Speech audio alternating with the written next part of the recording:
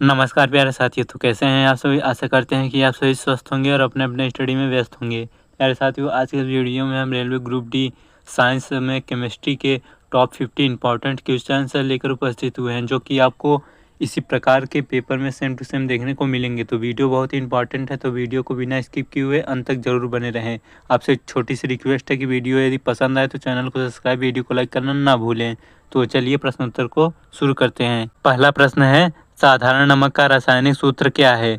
काफ़ी इंपॉर्टेंट प्रश्न है और आपको वैसे भी नॉलेज होना चाहिए। तो साधारण नमक का रासायनिक सूत्र NaCl होता है, सोडियम क्लोराइड। तो ऑप्शन ए इस प्रश्न का राइट आंसर हो जाएगा। चलिए अगला प्रश्न देखते हैं।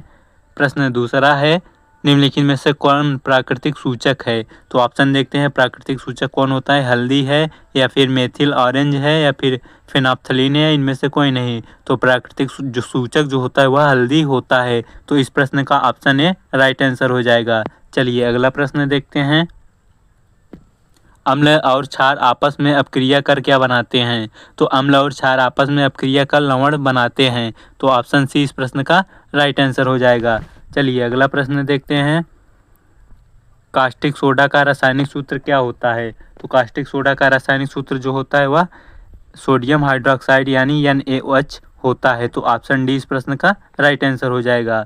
चलिए अगला प्रश्न देखते हैं।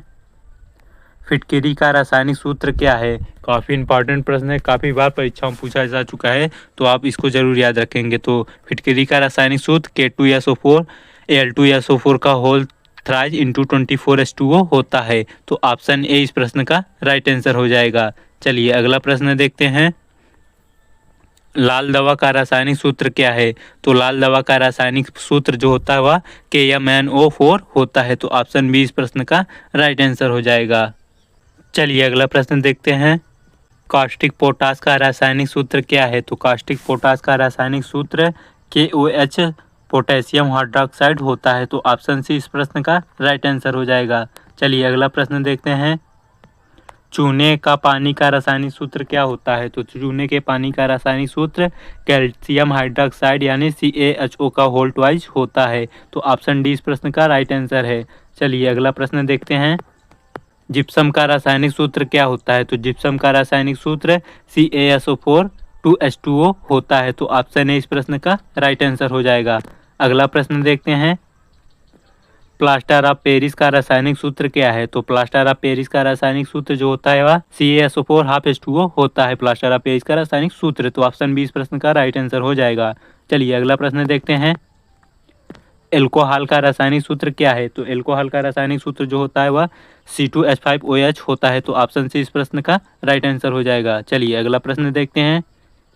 बेंजीन का रासायनिक सूत्र क्या होता है। तो बेंजीन का रासायनिक सूत्र C6H6 होता है। IPSC का काफ़ी इंपॉर्टेंट प्रश्न है, तो आप इसको जरूर से याद रखेंगे। तो इस प्रश्न का ऑप्शन डी राइट आंसर हो जाएगा। चलिए अगला प्रश्न देखते हैं। निम्न में से कौन बायोगैस ईंधन का स्रोत नहीं है। तो बायोगैस ईंधन का स्रोत जो होता है नाभिकीय ऊर्जा नहीं होता है। तो ऑप्शन सी इस प्रश्न का राइट आंसर हो जाएगा। चलिए अगला प्रश्न देखते हैं।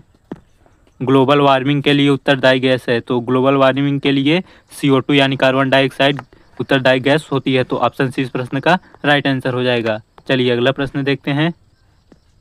सूर्य तथा अन्य तारों का विशाल ऊर्जा स्रोत है। तो सूर्य तथा अन्य तारों का विशाल ऊर्जा स्रोत जो होता है वह नाभिकीय संलयन होता है। नाभिकीय संलयन के द्वारा ही काफ़ी मात्रा में ऊर्जा निकलती है, जिससे यह ऊर्जा का स्रोत माना जाता है। तो ऑप्शन ए इस प्रश्न का राइट आंसर हो जाएगा। अगला प्रश्न देखते हैं। किसी नाभिकीय विखंडन में मुक्त ऊर्जा होती है। तो नाभिकीय विखंडन के दौरान जो ऊर्जा मुक्त होती है वह 200 मिलियन इलेक्ट्रॉन वोल्ट होती है। तो जो काफ़ी मात्रा में ऊर्जा विखंडित होती है। तो ऑप्शन सी इस प्रश्न का राइट आंसर हो जाएगा। अगला प्रश्न देखते हैं।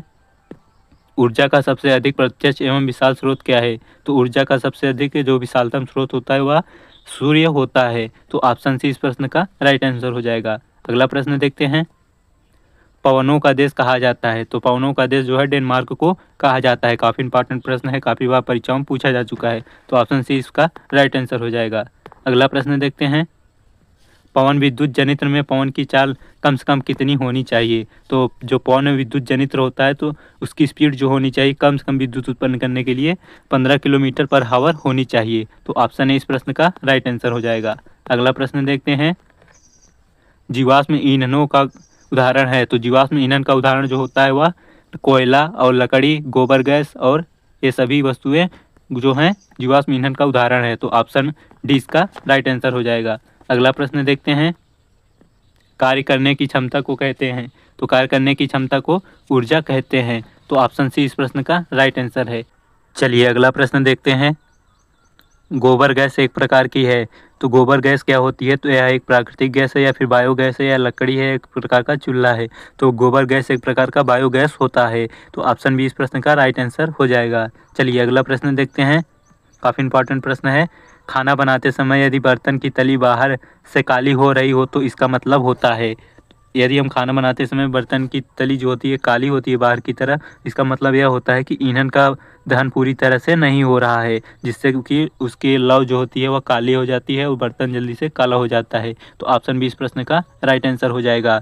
अगला प्रश्न देखते हैं, एसिटिक एसिड के गलनांक होते हैं। तो एसिटिक एसिड का गलनांक जो होता है 290 केल्विन होता है। तो ऑप्शन सी इस प्रश्न का राइट आंसर हो जाएगा। अगला प्रश्न देखते हैं, हाइड्रोजन के दो परमाणुओं के बीच किस प्रकार का बंध होता है? तो हाइड्रोजन के दो परमाणुओं के बीच एकल बंध पाया जाता है। काफ़ी इंपॉर्टेंट प्रश्न है, आपको यहाँ से देखने को प्रश्न जरूर मिलेंगे। तो ऑप्शन ए इस प्रश्न का राइट आंसर हो जाएगा। अगला प्रश्न देखते हैं, सहसंयोजी यौगिक विद्युत के तीव्र चालक होते हैं या सुचालक होते हैं या मंद चालक होते हैं या कुचालक होते हैं? तो सहसंयोजिक यौगिक जो होते हैं वह विद्युत के कुचालक होते हैं। तो ऑप्शन डी इस प्रश्न का राइट आंसर है। अगला प्रश्न देखते हैं, एथेनॉल का उपयोग निम्न में से किसे बनाने में होता है? तो एथेनॉल का प्रयोग कफ सिरप बनाने में, टिंचर आयोडीन बनाने में, टॉनिक बनाने में, इन सभी के प्रयोग में होता है। तो ऑप्शन डी इस प्रश्न का राइट आंसर हो जाएगा। अगला प्रश्न देखते हैं, सूर्य के प्रकाश में गन्ना के रस का किण्वन कराने पर बनता है। तो सूर्य के प्रकाश में गन्ने के रस का किण्वन कराने पर एल्कोहल यानी शराब बनता है। तो ऑप्शन ए इस प्रश्न का राइट आंसर हो जाएगा। अगला प्रश्न देखते हैं, प्रोपेनल C3H5CHO के में कौन सा प्रकार्यात्मक समूह होता है? तो आईपीएससी का काफ़ी इंपॉर्टेंट प्रश्न है, ऐसे भी प्रश्न आपको देखने को मिलेंगे। तो प्रोपेनल का कार्यात्मक समूह जो होता है वह एल्डिहाइड समूह होता है। तो ऑप्शन ए इस प्रश्न का राइट आंसर हो जाएगा। अगला प्रश्न देखते हैं, जल H2O में हाइड्रोजन तथा ऑक्सीजन की परमाणुओं संख्या का अनुपात होता है। तो H2O में हाइड्रोजन तथा ऑक्सीजन के अनुपात जो होते हैं 2:1 का रेशियो होता है। तो ऑप्शन बी इस प्रश्न का राइट आंसर हो जाएगा। अगला प्रश्न देखते हैं, प्रोपेन की आणविक संरचना निम्नलिखित में से कौन है? तो प्रोपेन की आणविक संरचना C3H8 होती है। तो ऑप्शन बी इस प्रश्न का राइट आंसर हो जाएगा। चलिए अगला प्रश्न देखते हैं, कार्बन और हाइड्रोजन से बने यौगिक को क्या कहते हैं? कार्बन और हाइड्रोजन से बने यौगिक को हाइड्रोकार्बन कहते हैं। तो ऑप्शन सी इस प्रश्न का राइट आंसर हो जाएगा। अगला प्रश्न देखते हैं, दोहरे आबंध वाले हाइड्रोकार्बन को कहते हैं। तो दोहरे आबंध वाले हाइड्रोकार्बन को एल्कीन कहते हैं। तो ऑप्शन ए इस प्रश्न का राइट आंसर हो जाएगा। अगला प्रश्न देखते हैं, बहुक्षारक अम्ल के आंशिक उदासीनीकरण से प्राप्त होता है। तो बहुक्षारक अम्ल के आंशिक उदासीनीकरण से अम्ल लवण प्राप्त होता है। तो ऑप्शन ए इस प्रश्न का राइट आंसर हो जाएगा। अगला प्रश्न देखते हैं, निम्नलिखित में से कौन क्षारकीय ऑक्साइड है? तो क्षारकीय ऑक्साइड Na2O है निम्न में से। तो ऑप्शन ए डी इस प्रश्न का राइट आंसर हो जाएगा। अगला प्रश्न देखते हैं, निम्नलिखित में से कौन अम्लीय ऑक्साइड है? तो अम्लीय ऑक्साइड SO2 होता है। तो ऑप्शन बी इस प्रश्न का राइट आंसर हो जाएगा। अगला प्रश्न देखते हैं, PbOH किस प्रकार का लवण है? तो PbOH जो होता है वह एक प्रकार का अम्लीय लवण होता है। तो ऑप्शन ए इस प्रश्न का राइट आंसर हो जाएगा। अगला प्रश्न देखते हैं, अम्ल वर्षा कहलाने के लिए आवश्यक है कि वर्षा के pH का मान होता है। तो अम्ल वर्षा जब होती है तो उस pH मान 5.6 से कम हो जाए। तो ऑप्शन बी इस प्रश्न का राइट आंसर हो जाएगा। अगला प्रश्न देखते हैं, धातु के ऑक्साइड होते हैं। तो धातु के ऑक्साइड जो होते हैं क्षारक प्रकृति के होते हैं। तो ऑप्शन बी इस प्रश्न का राइट आंसर हो जाएगा। अगला प्रश्न देखते हैं, निम्नलिखित में से कौन अम्ल है? तो ऑप्शन देखते हैं, कैल्शियम ऑक्साइड अम्ल है या फिर पोटेशियम ऑक्साइड या सोडियम क्लोराइड या सोडियम हाइड्रोजन क्लोराइड। तो ऑप्शन डी इस प्रश्न का यानी हाइड्रोजन क्लोराइड जो होता है वह अम्ल होता है। तो ऑप्शन डी इस प्रश्न का राइट आंसर हो जाएगा।